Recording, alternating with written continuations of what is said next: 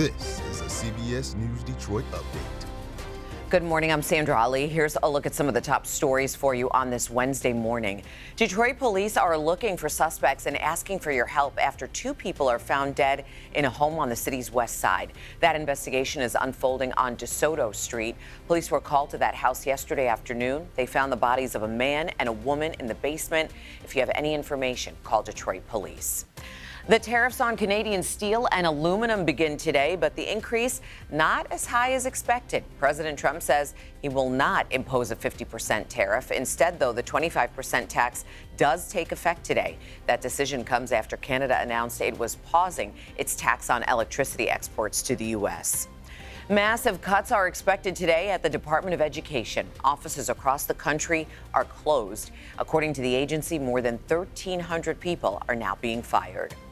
The owner and three employees of the Oxford Center Medical Facility due back in court next week. They were charged yesterday in connection with the death of Thomas Cooper.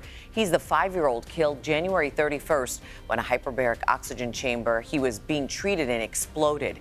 The charges include second-degree murder, involuntary manslaughter, falsifying medical records, and embezzlement. One defense attorney says any charges are premature. They put out there for the world to hear that they know exactly how this fire started. Show me the money. We intend to demonstrate in court a series of actions undertaken by these defendants that satisfy these charges. Thomas Cooper's family has also filed a civil suit against the Oxford Center. It's remained closed during the investigation. In Warren, 4 police officers involved in a deadly shooting are now on administrative leave. The incident happened Monday night. The officers say a man was armed with an ice pick.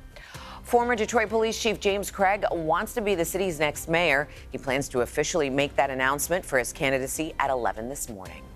Now let's go ahead and check in with the next weather meteorologist, Troy Bridges. How's it looking out there on this Wednesday, Troy? Well, today, Sandra, a little cooler than we've seen over the past couple of days. After a couple of days in the 60s, we'll see a high of 45 degrees. Still close to our average. The average for most of the area, the mid-40s. We will see a few clouds on and off, but as the day goes on, more sun will break through those clouds, so not a bad afternoon. Just a little bit cooler than we've been used to over the past couple of days. Temperatures, though, fairly mild into the evening hours, so going to the mid-40s for a high today, and then we're still at 40 degrees as late as 8 o'clock tonight. So not seeing temperatures drop drastically into the evening hours. We will be dry for the next several days. We'll see some clouds on and off, a little lake effect here and there, but for the most part, good and dry with a good mix of sun and clouds for this afternoon. So starting off this morning with some cloud cover, then those clouds begin to break up and we see more sun as the day goes on. Once again, tomorrow, seeing that mix of sun and clouds, but we stay dry. Afternoon high temperatures today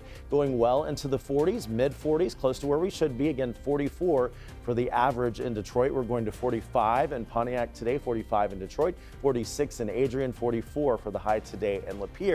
And then early morning temperatures tomorrow, once again in the 20s, much like we started out with early this morning, 25 in Lapeer, 28 in Monroe, but 30 in Detroit. So below freezing, but we will be dry. More sun through the day tomorrow with a high of 55. Then look at that, close to 70 on Friday and dry. Some rain on Saturday and a high of 70 degrees. Sandra, back to you. Troy, thank you. That's a look at your headlines. We'll be back later today covering stories that matter to you on air and streaming on the CBS News app and Pluto TV.